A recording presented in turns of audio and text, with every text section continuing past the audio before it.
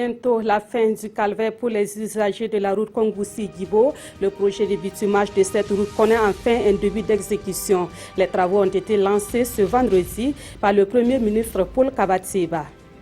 Aujourd'hui, 12 août, est célébrée la Journée internationale de la jeunesse. Au Burkina Faso, cette journée est célébrée sous le thème « Éducation civique des jeunes, un instrument de prévention des violences ». Un thème qui interpelle sur la nécessité d'inculquer aux jeunes burkinabés des valeurs telles que le civisme et la citoyenneté. Et puis à l'étranger, Reporters sans frontières réclame aux autorités burundaises des preuves de vie d'un journaliste porté disparu. Jean Bigirimana a été arrêté il y a de cela 3 semaines par les services de renseignement burundais. RSF appelle le président Pierre Nkurunziza à tout mettre en œuvre pour retrouver le journaliste disparu. Voilà qui fait la une de cette édition sur la RTV. Bonsoir à toutes et à tous et merci de nous suivre. C'est une infrastructure longtemps attendue par les usagers de l'axe Kongoussi-Guibo. Le bitumage de cette route est désormais en marche. Le lancement des travaux a été fait ce matin par le Premier ministre Paul Kabateba. Le reportage de Matras Drabo et Abdelaziz Yagibou. Le bulldozer de tous les espoirs des populations de Guibo, enfin en action.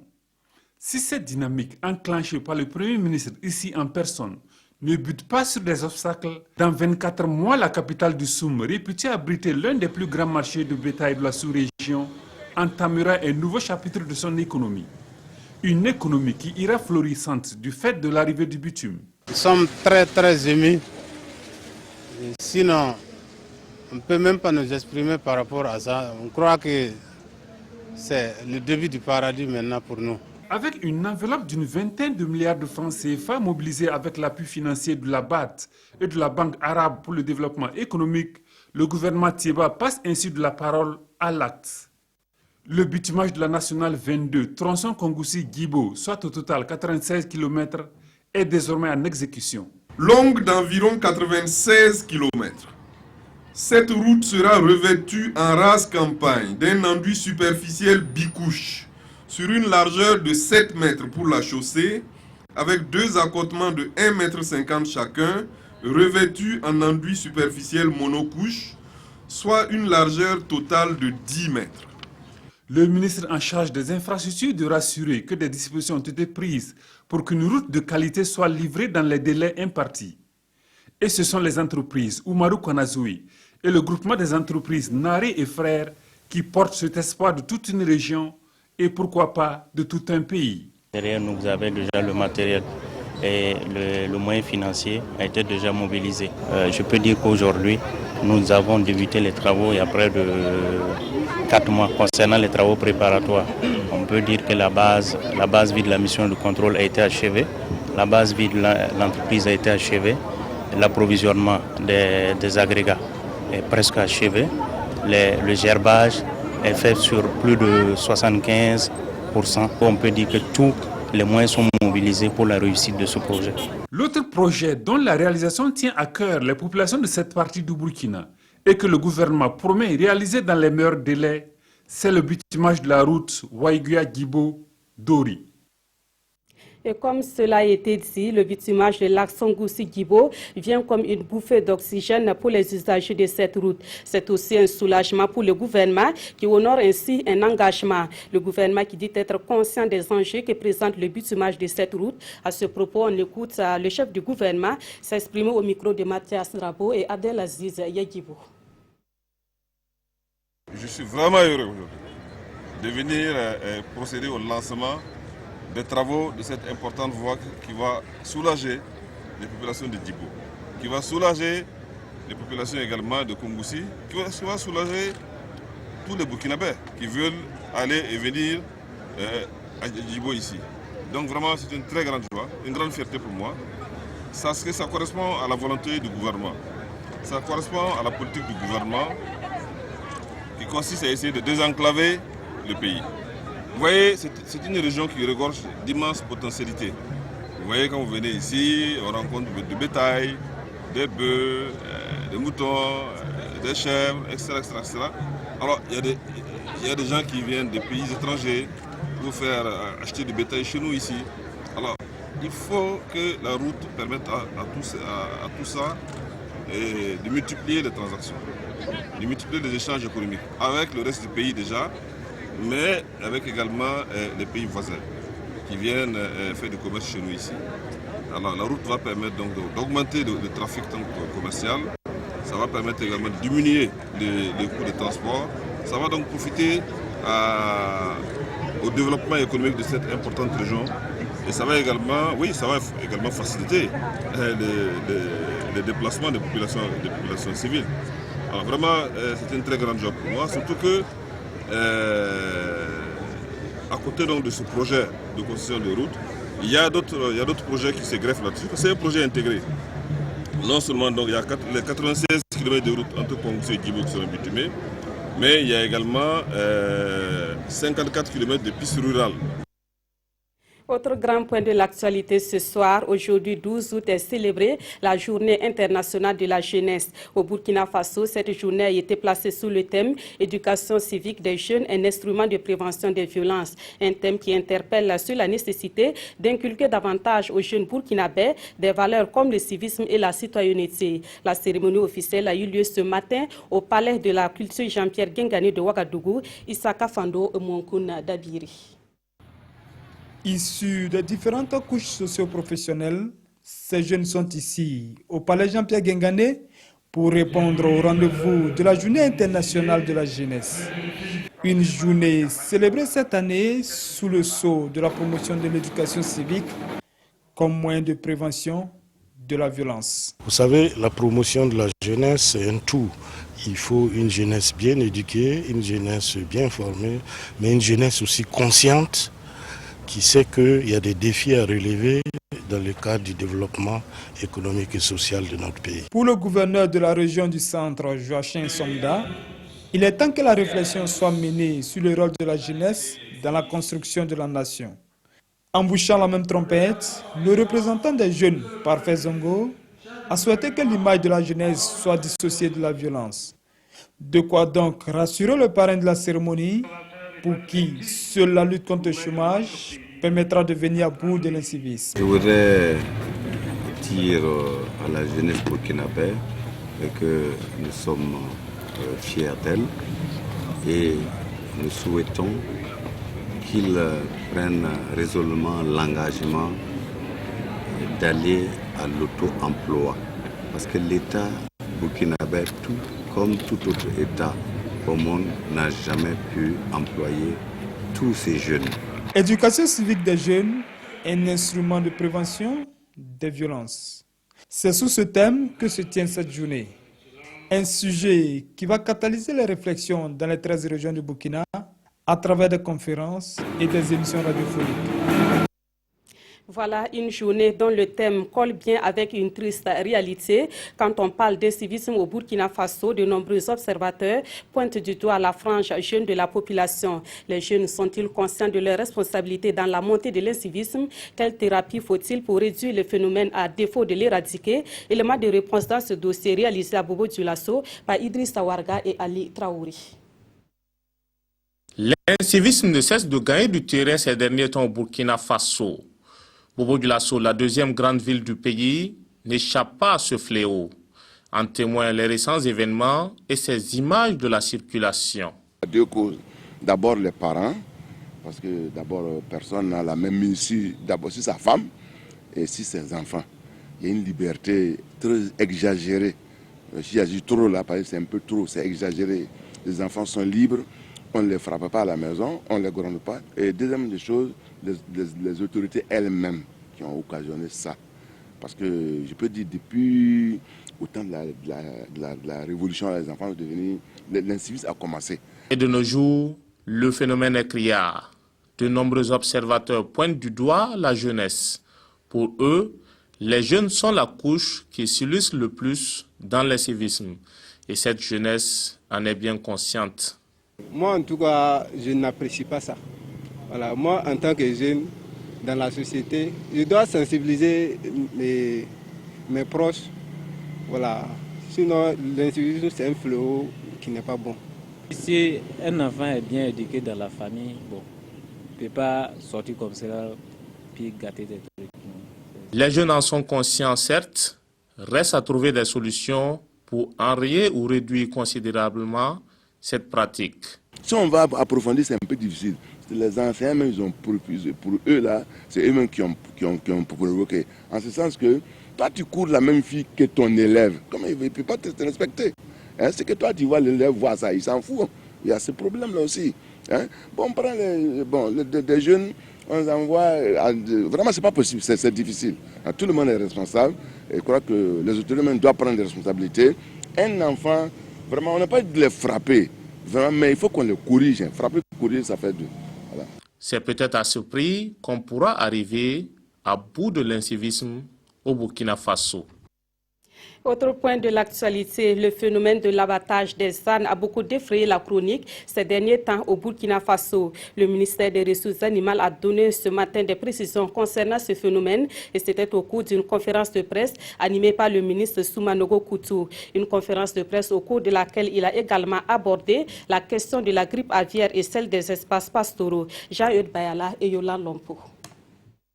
Avec la ruée vers la peau d'âne, le cheptel asin disparaîtra du Burkina Faso d'ici fin 2019 si l'on y prend garde.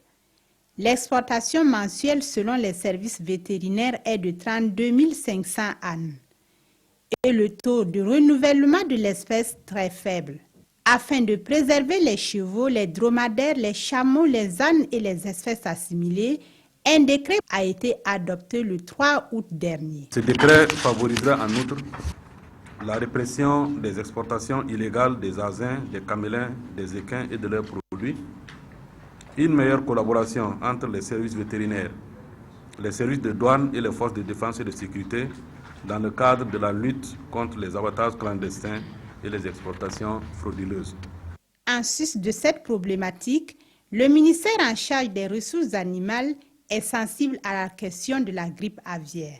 Entre août 2015 et juillet 2016, 44 alertes de mortalité de volailles en provenance de 12 provinces ont été enregistrées. Concernant la situation de la grippe aviaire, il n'y a aucun risque à consommer du poulet au Burkina Faso. Mais le risque demeure et par conséquent, la vigilance doit être maintenue, particulièrement à nos frontières. Au nombre de 26, les zones pastorales sont confrontées aux difficultés de sécurité foncière. Menacée d'occupation par les agriculteurs et autres exploitants, celle de Samorogan gardera sa fonction première.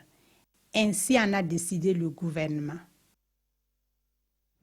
Prenons à présent les nouvelles de la campagne agricole. Hier jeudi, le ministre en charge de l'agriculture était dans quelques champs de la région du centre. Jacob Ouedraogo s'est rendu précisément sur quelques exploitations agricoles de Tangendasouri, comme Silga et comme Kiipala. Objectif à constater l'évolution de la campagne agricole dans ces localités et s'imprégner des difficultés que connaissent les producteurs. Konsun Koulibaly, Bouma Ernest Nebi. Cultivateur d'une journée, le ministre en charge de l'agriculture, Jacob Ouedraogo, ici en action. Nous sommes dans la ferme agricole de Maître Antoinette Ouedraogo à Bassamiam, un village de la commune rurale de Komseliga. C'est par ce champ que le ministre Jacob Ouedraogo a entamé sa tournée dans la région du centre. Dans ce champ, d'une superficie d'environ 43 hectares, le riz, le maïs et le sorgho y sont cultivés, des plants qui sont au stade de montaison. J'ai essayé, autant que faire se peut, de faire l'exploitation en partant de mes propres acquis.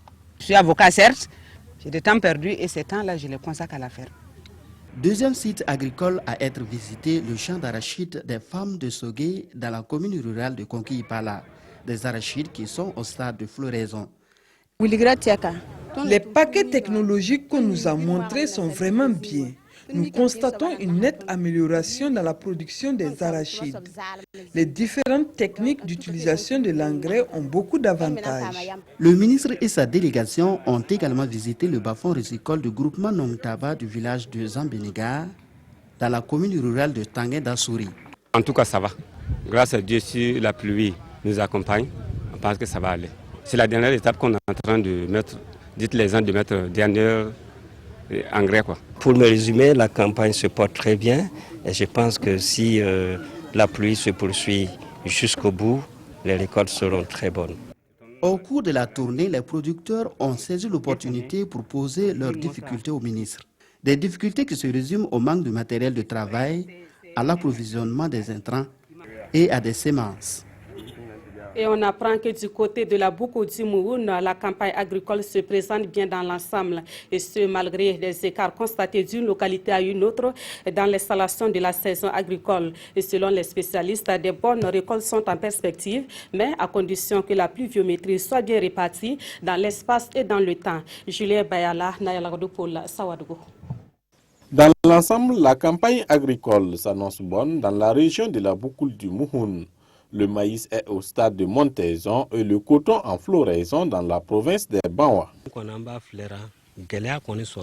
J'ai connu des difficultés en début de campagne parce qu'avec l'installation de la pluviométrie,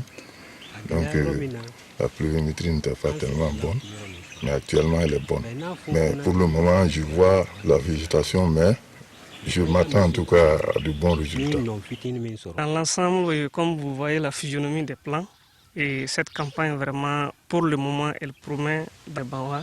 Il y a eu certes le retard vraiment de l'arrivée de ces intrants, mais il faut dire que cette année, bon, ces intrants même sont arrivés un peu tôt par rapport vraiment aux années précédentes. Dans la Kossi, la saison est passable, mais connaît un retard dans certaines localités. Présentement, là, nous voyons que si ça continue comme ça, là, on serait satisfait. Dans l'ensemble, on peut dire que ça promet, mais pas comme on le souhaitait. Voilà, puisque jusqu'à présent, il y a des villages, on ne voit pas grand-chose. La mauvaise répartition de la pluviométrie explique les disparités de la saison d'une province à une autre dans la région de la Boukoul du Mouhoun. Le retard vraiment au niveau de cette installation-là est constaté, et surtout dans la province de la Kossi. En tout cas, les derniers semis ont été effectués pratiquement à la dernière décade du mois de juillet. Dans la Boukoul du Mouhoun, cette campagne agricole est promoteuse et si la pluviométrie est bien répartie dans le temps et dans l'espace, on peut s'attendre à de bonnes récoltes. Le curage des caniveaux, voilà une activité citoyenne fortement encouragée ces temps-ci pour éviter les inondations. Mais une chose est de curer les caniveaux, une autre est de ramasser les ordures qui y sortent. Ce n'est pas toujours le cas et le constat est fait dans plusieurs quartiers de la ville de Ouagadougou. Et pour les populations riveraines, le curage des caniveaux laisse un goût d'inachevé. On fait le constat avec Mokhtar Ouedraogo et Oumou Sissi. Nous sommes ici dans le quartier Yamtenga. Ces tas d'immondices constatés ça et là proviennent du curage de ces caniveaux par les populations. L'opération fait suite à l'appel du maire de Ouagadougou il y a quelques semaines. Mais jusque-là, rien n'est fait pour évacuer ces ordures. Déjà, c'est une bonne idée le fait qu'ils ont songé à déboucher les caniveaux. Mais le fait de laisser ça ici, je pense que ça réduit un peu le goudron. C'est pas intéressant et ça peut également causer des accidents. Ça nous a arrangé, l'eau là nous empêchait de travailler quand il y a la pluie. Mais maintenant, l'eau là passe, mais les ordures là nous empêchent de travailler. Pour les riverains, c'est un travail inachevé. Il leur revient d'évacuer ces ordures et libérer ainsi les voies et les lieux de commerce. Nous, on est obligés de ramasser devant nos ateliers pour pouvoir travailler. Donc, le reste de nos côtés là nous empêche des garages des clients et autres garages aussi. Ces riverains restent convaincus que des mesures urgentes doivent être prises pour éviter que ces ordures ne bouchent à nouveau les caniveaux. Surtout en cette période où les inondations sont monnaie courante. Dans l'actualité également, les commerçants du marché Tuessé-Yar expriment à nouveau leur mécontentement. Cette fois, ce sont les conditions d'attribution des boutiques et hangars sur le nouveau site du marché que ces commerçants dénoncent. Ils étaient en sitting hier jeudi devant la mairie de l'arrondissement numéro 3 de Ouagadougou. Ces commerçants qui disent être lésés demandent plus de transparence dans la gestion du nouveau site du marché. Des précisions avec Roger Kam et Oumou Sissé. Les commerçants de Tuessé-Yar font le pied de grue devant la mairie de l'arrondissement numéro 3 de Ouagadougou. Ils exigent l'attribution de boutiques et de hangars à tous les commerçants de l'ancien marché. Selon eux, certains de leurs camarades n'ont pas eu de place sur le nouveau site, situé à quelques mètres de l'ancien. Les recensements qui ont été faits par notre comité au Yar là, dénombrent plus de 271 personnes en location qui n'ont pas eu. Et en plus de cette situation, il y a les doubles attributions et les triples attributions et les personnes recensées non attributaires. Après une rencontre avec les premiers responsables de la mairie de l'arrondissement numéro 3, une liste de commerçants dits lésés a été transmise à une commission ad hoc.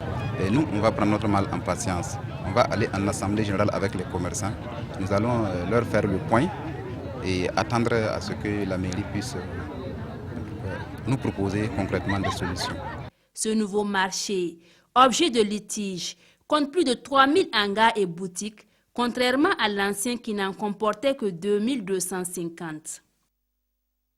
La mémoire de feu Ali Lankwandé, désormais immortalisée sur une rue dans la capitale burkinabé, la rue 443 de l'arrondissement numéro 1 de Ouagadougou, porte désormais le nom de cet homme de science et homme politique. La cérémonie de baptême de la rue Ali Lankwandé est intervenue hier jeudi, une cérémonie assistée avec fierté par la famille et les collaborateurs du docteur Ali Lankwandé, pour David Bambara et Omar Zambri. Homme de science, homme politique, écrivain, Feu Dr El Hadj Ali Lankwandé a désormais une rue qui porte son nom à la cité 1-2. Pour immortaliser les œuvres de ce scientifique, le maire de la commune de Ouagadougou remet à la veuve de l'illustre disparu l'arrêté de nomination de cette rue qui s'appelle dorénavant rue El Hadj Ali Lankwandé.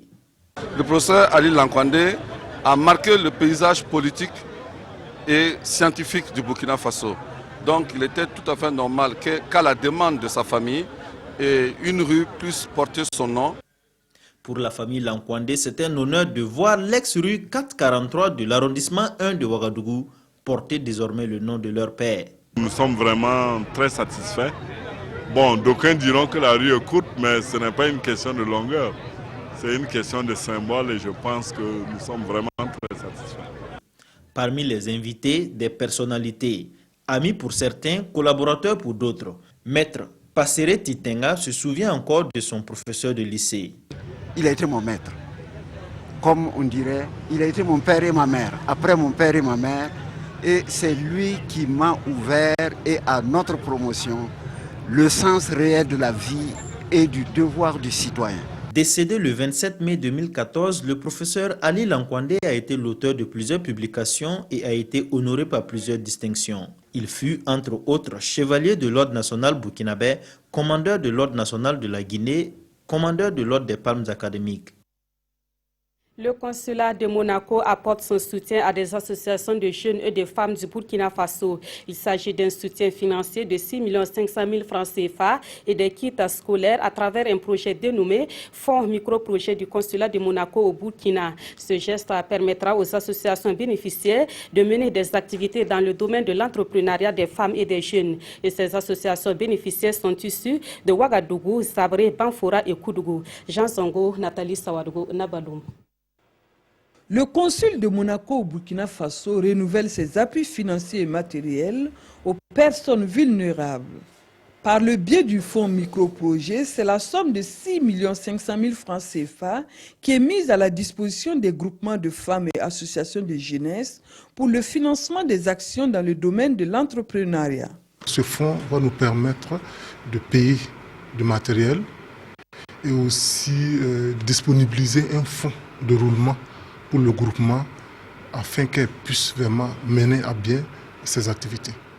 Nous avons bénéficié d'un chèque de 2 300 000 et ces 2 300 000 doivent servir à financer une formation au profit de 50 jeunes. Et parmi ces 50 jeunes, on va accompagner 25 à monter des projets et les appuyer également à chercher des financements.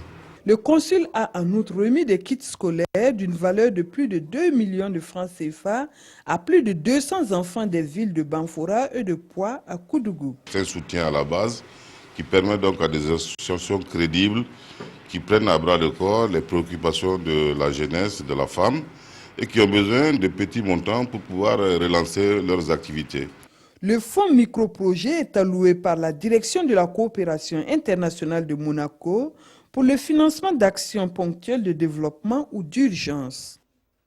Actualité à l'étranger, au Burundi, où est donc passé le journaliste Jean Bigirimana. Il est porté disparu depuis le 22 juillet dernier, date de son arrestation par les services de renseignement burundais. L'organisation Reporters sans frontières exprime son inquiétude. Elle appelle le président Pierre Nkurunziza à tout mettre en œuvre pour retrouver le journaliste disparu. On suit le récit de Frédéric Etienne Bassenga.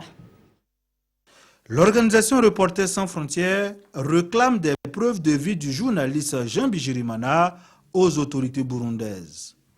Arrêté le 22 juillet dernier par les services de renseignement, Bigirimana revenait d'une formation en journalisme dispensée au Rwanda, pays avec lequel le Burundi entretient des relations houleuses. Une disparition qui plonge sa famille dans la détresse. Quand je suis au lit pendant la nuit, je ne cesse de penser à comment je vivrai sans lui. Ce qui doit être fait pour trouver la solution à ce problème, je ne dors pas bien. Alors que Reporters sans frontières demande au président Nkurunziza de demander des comptes à ses services de renseignement, 2 corps non identifiés ont été retrouvés au fond d'un ravin dans la province de Mouranvia. En Libye, les combats pour la reprise de la ville de Sirte ont connu une étape décisive. Les forces du gouvernement d'union nationale continuent leur progression et contrôlent désormais plusieurs quartiers. Cette progression est constatée depuis l'engagement de l'armée américaine aux côtés des forces gouvernementales libyennes. En plus des Américains, quelques militaires italiens interviendraient en Libye contre le groupe État islamique. Les forces du gouvernement d'union nationale en Libye continuent leur progression pour reprendre Sirte, ville bastion du groupe État islamique dans le pays. Ce jeudi, de nouveaux combats ont eu lieu au lendemain de la prise de plusieurs secteurs clés de la ville et notamment le QG de l'organisation djihadiste. Le centre de conférence Ouagadougou est tombé près de 3 mois après le début de l'offensive, une étape cruciale et symbolique. Ces avancées interviennent une dizaine de jours après l'engagement de l'aviation américaine dans le conflit. Depuis le 1er août, une trentaine de frappes aériennes ont été menées. La bataille de Sirte a atteint sa phase finale, a déclaré le porte-parole du gouvernement libyen. Les forces américaines s'occupent pour nous des snipers qui nous causent beaucoup de problèmes, dit-il. Ils visent leur position avant que nos forces interviennent.